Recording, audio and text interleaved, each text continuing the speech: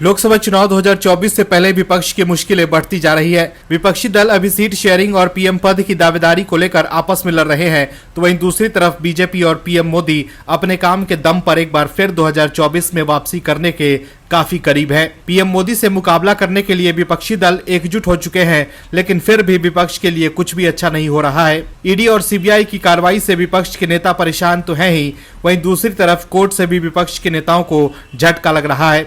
आम आदमी पार्टी हो या कांग्रेस, दोनों ही दल के नेताओं के खिलाफ ईडी की कार्रवाई जारी है और अब कांग्रेस और आप के लिए ऐसी खबर आई है जिससे दोनों दलों की आफत बढ़ गई है। दोनों दल के नेता सोच रहे होंगे कि अपने आप को वो जांच एजेंसी और कोर्ट से कैसे बचाएं। क्या है खबर और कैसे कोर्ट से आई है विपक्ष के लिए बुरी खबर, और कैसे कांग्रेस की बढ़ गई है टेंशन, और कैसे आम आदमी पार्टी की भी बढ़ गई है आफत, बताते हैं आपको सब कुछ इस रिपोर्ट में। तो बने रहिए हमारे साथ खबर में अंत तक और देखिए हमारी ये खास रिपोर्ट। लोकसभा चुनाव 2024 से पहले जहां बीजेपी अपने आप को मजबूत करने में लगी है, तो वहीं कांग्रेस बस बात बना रही है। कांग्रेस के पास देश के विकास के लिए ना तो कोई नीति है और ना ही कोई नेता। कांग्रेस ने अभी तक देश के सामने देश के विकास के लिए कोई ब्लूप्रिंट नहीं रखा है और ना ही कांग्रेस के नेता ये बता पा रहे हैं कि वो बीजेपी को कैसे टक्कर देंगे। कांग्रेस के नेता सिर्फ मोदी को हटाने की बात करते हैं, लेकिन मोदी को क्यों हटाना है, इसका जवाब कांग्रेस के पास तो है ही नहीं। तो वहीं बीजेपी कांग्रेस से ज्यादा लोकसभा चुनाव के लिए तैयार नजर आ रही है। बीजेपी के तर्कश में राष्ट्रवाद, जनहित, विकास और सनातन रक्षा जैसे तीर हैं, तो वहीं कांग्रेस के पास दिखाने के लिए अपने पूर्वज के अलावा कुछ भी नहीं। शायद कांग्रेस को अपनी हार 2024 चुनाव से पहले ही दिखने लगी है, तभी तो उनके नेता को डर लगने लगा है और मेहनत करने के बजाय कांग्रेस के नेता अभी से ही ईवीएम को हथियार बनाने में लगे हैं कि हारेंगे तो हार का सारा ठीकरा ईवीएम पर ही वोट देंगे। इसीलिए तो चुनाव में 4 महीने पहले ही कांग्रेस ने ईवीएम का राग आलापना शुरू कर दिया है।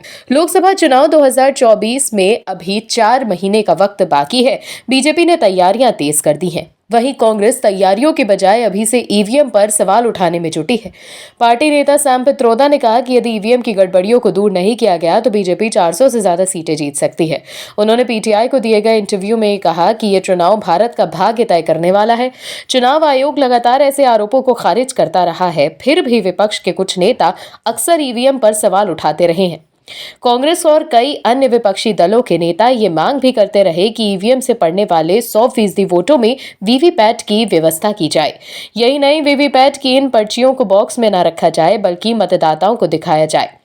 सैम पित्रोदा ने इंटरव्यू में कहा कि राम मंदिर को लेकर उन्होंने जो कहा था उसे भी तोड़ मरोड़ कर पेश किया गया, जबकि उनका कहना था कि धर्म निजी मामला है और उसे राजनीति से नहीं जोड़ना चाहिए। आपको बता दें, मीडिया रिपोर्ट्स में कहा गया है कि उन्हें दुख होता है कि पूरे देश में राम मंदिर को लेकर ही चर्चा हो रही है। कांग्रेस को अभी हार को छुपाने के लिए बहाना ढूंढने से अच्छा है कि वो मेहनत करते और देश की ओल्ड ग्रैंड पार्टी को सत्ता के लिए संघर्ष करना चाहिए। भले ही गांधी, जिनके सामने कांग्रेस शीश नवाती है, उन्होंने भी कहा था कि आजादी के बाद कांग्रेस को खत्म कर देना चाहिए। भले ही कांग्रेस ने उस समय गांधी की बात नहीं मानी तो कोई नहीं, लेकिन कांग्रेस राजनीतिक धरोहर तो है। इस देश की नाकाम या कामयाब ये चर्चा का विषय हो सकता है, लेकिन कांग्रेस ऐसे विलुप्त होगी तो देश की लोकतांत्रिक प्रक्रिया को नुकसान होगा। जेल में बंद आम आदमी पार्टी के सांसद संजय सिंह की मुसीबत कम होने का नाम ही नहीं ले रही। दोस्तों, कहते हैं ना कि भगवान ने 2 कान इसीलिए दिए हैं कि सुनो ज्यादा और बोलो कम, इसीलिए तो बोलने के लिए एक ही मुंह दिया है। लेकिन केजरीवाल के नेता ये समझ ही नहीं पाए। संजय सिंह राज्यसभा के सांसद क्या बने, वो भूल ही गए कि देश में कानून का शासन है और बोलने की मर्यादा। आम आदमी पार्टी से उम्मीद की जाती है कि अगर आप किसी संवैधानिक पद पर बैठे हैं तो किसी संवैधानिक पद पर बैठे हुए व्यक्ति के बारे में कुछ भी ऐसा नहीं बोल सकते हैं कि जिसके उसकी सार्वजनिक जीवन को चोट पहुंचे और ना ही उसकी छवि खराब हो। लेकिन ऐसा करना संजय सिंह ने जरूरी नहीं समझा, जिसकी वजह से पहले से ही भ्रष्टाचार के आरोप में जेल में बंद संजय सिंह को अहमदाबाद की एक कोर्ट ने भी तलब कर लिया है। अहमदाबाद की एक मेट्रोपॉलिटन अदालत ने प्रधानमंत्री नरेंद्र मोदी की शैक्षणिक डिग्री के संबंध में की गई टिप्पणी को लेकर मानहानि मामले में जेल में बंद आम आदमी पार्टी नेता और राज्यसभा सदस्य संजय सिंह के खिलाफ पेशी वारंट जारी किया। अतिरिक्त मुख्य मेट्रोपॉलिटन मजिस्ट्रेट एस.के. पांचाल की अदालत ने संजय सिंह के खिलाफ पेशी वारंट तब जारी किया जब उनके वकील ने अदालत को सूचित किया कि उन्हें अपने मुवक्किल से कोई निर्देश नहीं मिला है क्योंकि आम आदमी पार्टी नेता दिल्ली की तिहाड़ जेल में है। संजय सिंह को दिल्ली में आबकारी घोटाले से संबंधित धन शोधन मामले में 5 अक्टूबर को गिरफ्तार किया गया था। पेशी वारंट के माध्यम से मजिस्ट्रेट ने स्थानीय पुलिस को संजय सिंह को तिहाड़ जेल में हिरासत में लेने और 11 जनवरी को पुनः 11 बजे अदालत के सामने पेश करने का निर्देश दिया है। उस दिन अदालत मामले में आगे की सुनवाई करेगा। दिल्ली के मुख्यमंत्री केजरीवाल और सांसद संजय सिंह पर प्रधानमंत्री मोदी की डिग्री के संबंध में अपने व्यंग्यात्मक और अपमानजनक बयानों के माध्यम से गुजरात विश्वविद्यालय की छवि खराब करने का आरोप है। अदालत ने जब गवाहों से पूछताछ शुरू की तो केजरीवाल के एक वकील ने पेशी से छूट की याचिका दायर की। अदालत ने इस याचिका स्वीकार भी कर ली। संजय सिंह के वकील ने अदालत को सूचित किया कि उन्हें सिंह से कोई निर्देश नहीं मिला क्योंकि आम आदमी पार्टी नेता सलाखों के पीछे हैं। इस पर जीयू के वकील अमित नायर ने कड़ी आपत्ति जताई और कहा कि ये मामले को विलंबित करने की आम आदमी पार्टी नेता की रणनीति है। इसके बाद उन्होंने मजिस्ट्रेट पांचाल से संजय सिंह के खिलाफ पेशी वारंट जारी करने का आग्रह किया। अदालत ने नायर की याचिका स्वीकार कर ली और वारंट जारी कर दिया। अदालत ने पिछले दिनों दोनों नेताओं को कहते हुए तलब किया कि प्रथम दृष्टया उनके खिलाफ भारतीय दंड संहिता आईपीसी की धारा 500 मानहानि के तहत मामला बनना प्रतीत होता है। आम आदमी पार्टी की मुश्किलें कम नहीं हो रही हैं। केजरीवाल के लिए लगातार बुरी खबर आ रही है। आम आदमी पार्टी के नेताओं के खिलाफ ईडी और सीबीआई की कार्रवाई जारी है। भ्रष्टाचार के खिलाफ राजनीति करने वाली पार्टी के कई बड़े नेता सलाखों के पीछे जा चुके हैं और पार्टी के मुखिया अरविंद केजरीवाल भी ईडी की रडार पर हैं। वहीं दूसरी तरफ आम आदमी पार्टी की झाड़ू धीरे धीरे सब छोड़कर जा रही है। जिस तरह से आम आदमी पार्टी के लोग छोड़कर जा रहे हैं उसको देखकर तो ऐसा लगता है कि आम आदमी पार्टी के दिन पूरे हो गए हैं। आम आदमी पार्टी का एक तो संगठन नहीं है, जहां संगठन है वहां भी लोग उन्हें छोड़ते जा रहे हैं। लग रहा है कि केजरीवाल की निजी राजनीतिक महत्वाकांक्षा की वजह से ऐसा हो रहा है। लग रहा है कि आम आदमी पार्टी में सिर्फ वही लोग रहेंगे जो केजरीवाल की स्वामी भक्ति में लीन होंगे। दिल्ली और पंजाब में सरकार बनाने के बाद केजरीवाल दूसरे राज्यों में पार्टी को मजबूत करने में लगे हैं, लेकिन पार्टी के क्षेत्रीय नेताओं को वो भरोसे में नहीं ले पा रहे कि उनकी पार्टी मजबूत हो रही है। ऐसे में पार्टी के नेता टाटा बाय बाय बोलकर केजरीवाल का साथ छोड़ते नजर आ रहे हैं। लोकसभा चुनाव से पहले आम आदमी पार्टी को बड़ा झटका लगा है। हरियाणा से आम आदमी पार्टी के बड़े नेता रहे निर्मल सिंह और चित्रा सरवारा ने पार्टी छोड़ दी है। उन्होंने अपना इस्तीफा प्रदेश अध्यक्ष सुशील गुप्ता को भेजा है। इसमें निजी कारणों से पार्टी छोड़ने का हवाला दिया गया है। वहीं राजनीतिक गलियारों में चर्चा तेज है कि दोनों एक बार फिर कांग्रेस पार्टी का दामन थाम सकते हैं। आपको बता दें, चित्रा सरवारा निर्मल सिंह की बेटी हैं। चर्चा है कि 5 जनवरी को वरिष्ठ कांग्रेस नेता केसी वेणुगोपाल के समक्ष दोनों कांग्रेस का दामन थाम सकते हैं। हालांकि अभी किसी ने आधिकारिक रूप से कोई खुलासा नहीं किया है। अप्रैल 2022 में निर्मल सिंह और उनकी बेटी चित्रा सरवारा ने आम आदमी पार्टी ज्वाइन की थी। दिल्ली के सीएम अरविंद केजरीवाल ने इनका पार्टी में आने पर स्वागत किया था। निर्मल सिंह ने अपनी हरियाणा डेमोक्रेटिक फ्रंट पार्टी का विलय भी आम आदमी पार्टी में कर दिया था। वहीं जगाधरी से आजाद चुनाव लड़ने वाले बेटे उदयवीर को भी निर्मल सिंह ने आम आदमी पार्टी की सदस्यता दिलवाई थी। चित्रा सरवारा आम आदमी पार्टी की प्रदेश उपाध्यक्ष रही हैं।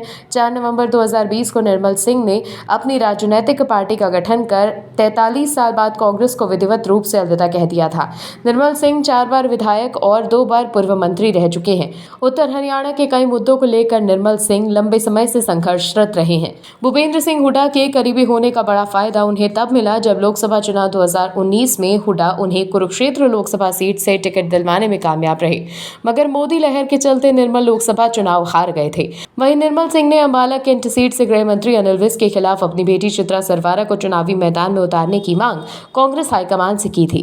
भूपेंद्र सिंह हुड्डा ने भी चित्रा को टिकट दिलवाने की खूब कोशिशें की, मगर अंबाला लोकसभा सीट की सभी 9 विधानसभा सीटों के टिकट वितरण में कुमारी शैलजा की चली और चित्रा को टिकट नहीं मिला। इस बात से नाराज होकर निर्मल सिंह अंबाला शहर और बेटी चित्रा को अंबाला कैंट सीट पर आजाद उम्मीदवार के रूप में उतार चुके थे। पिता पुत्री की इस बगावत का नतीजा ये रहा कि दोनों ही सीटों पर कांग्रेस को हार का मुंह देखना पड़ा। विपक्ष का इंडिया अलायंस भानुमति का कुनबा ही साबित हो रहा है। सभी बेमेल लोगों को मिलाकर एक परिवार बनाने की जुग्गत में लगा है विपक्ष, जिसकी राह में सबसे बड़ा रोड़ा उनके खुद के ही राजनीतिक महत्वाकांक्षा ही है। सभी परिवारवाद दल है इस विपक्षी एकता में और सबको एक ही परिवार को आगे बढ़ाने की लालसा है। कई दल तो इस विपक्षी एकता में ऐसे हैं जिनके पास लोकसभा में एक भी सीट नहीं है। लेकिन वो भी पीएम पद के लिए कहीं न कहीं दावेदारी ठोक रहे हैं। लेकिन इस बार इंडिया अलायंस में नया रार महाराष्ट्र में छिड़ गया है। दरअसल महाराष्ट्र में शिवसेना, उद्धव बालासाहेब ठाकरे और कांग्रेस के बीच सब कुछ ठीक नहीं लग रहा है। अगले साल होने वाले लोकसभा चुनाव में अब लगभग 4 महीने का वक्त बचा है। ऐसे में कांग्रेस ने अपनी सहयोगी दल शिवसेना यूबीटी की मांग को खारिज कर दिया है। दरअसल उद्धव ठाकरे की पार्टी ने महाराष्ट्र की कुल लोकसभा सीटों 48 में से 23 सीटों की मांग की है। शिवसेना यूबीटी के सांसद संजय राउत ने कहा है कि महाराष्ट्र में हम टूट के बावजूद सबसे बड़ी पार्टी हैं। हम 23 सीटों पर चुनाव लड़ते आए हैं। पिछले चुनाव में हम इनमें से 18 सीटों पर जीते थे। इस बार भी हम इतने ही सीटों पर चुनाव लड़ेंगे। हालांकि कांग्रेस की तरफ से संजय निरुपम ने संजय राउत को ऐसा करारा जवाब दिया है कि राउत तिलमिला गए हैं। कांग्रेस नेता संजय निरुपम ने शिवसेना को हिदायत दी है कि पार्टी के नेता मीडिया में बयानबाजी की बजाय सीटों के बंटवारे पर मिलकर चर्चा करें। उन्होंने कहा कि शिवसेना और राष्ट्रवादी कांग्रेस पार्टी में टूट के बाद दोनों दल पहले से कमजोर हो गए हैं और किसी को नहीं पता कि उनके साथ अब कितने वोटर बचे हैं। निरुपम ने कहा कि राज्य में कांग्रेस की ताकत साफ नजर आ रही है। संजय निरुपम ने यह भी कहा कि शिवसेना के उद्धव ठाकरे गुट को बेहद कठिन चुनौती का सामना करना पड़ रहा है, क्योंकि उनकी पार्टी में विभाजन के कारण उनके पास उम्मीदवारों की कमी है। हालांकि संजय राउत अपनी पार्टी की ओर से 23 सीटों पर दावा ठोक रहे हैं।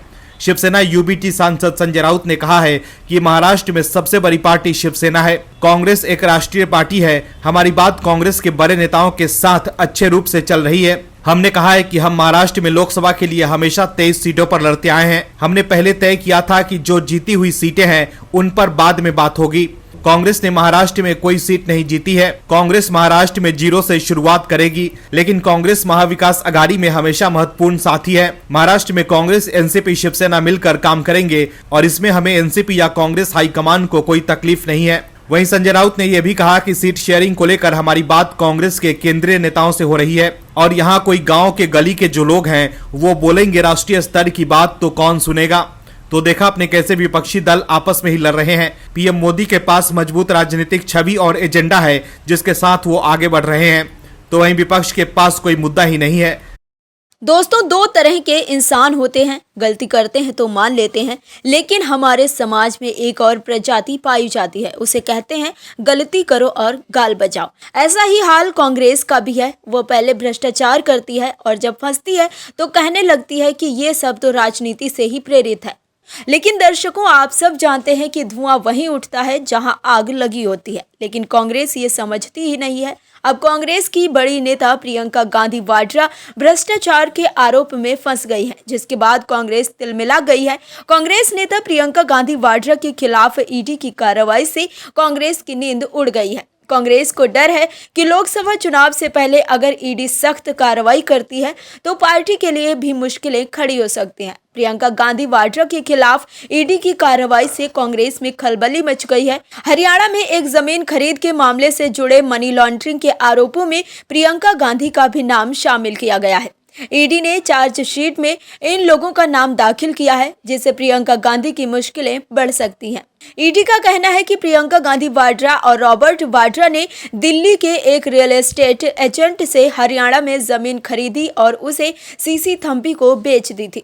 रॉबर्ट वाड्रा ने लंदन में भी संपत्ति खरीदी थी और ईडी द्वारा उस सौदे की भी जांच की जा रही है। ईडी ने बताया है कि इस मामले की जांच के दौरान उन्हें पता चला कि रॉबर्ट वाड्रा और सीसी थम्पी के बीच लंबे और गहरे संबंध है। दोनों के न सिर्फ निजी तौर पर पारिवारिक संबंध हैं, बल्कि व्यावसायिक संबंध भी हैं। बता दें कि सीसी थम्पी को जनवरी 2020 में गिरफ्तार किया गया था। पूछताछ में थम्पी ने स्वीकार किया था कि वह वाड्रा को बीते 10 सालों से जानते हैं और वाड्रा के मुंबई दौरे और दिल्ली में भी दोनों की कई बार मुलाकातें हो चुकी हैं।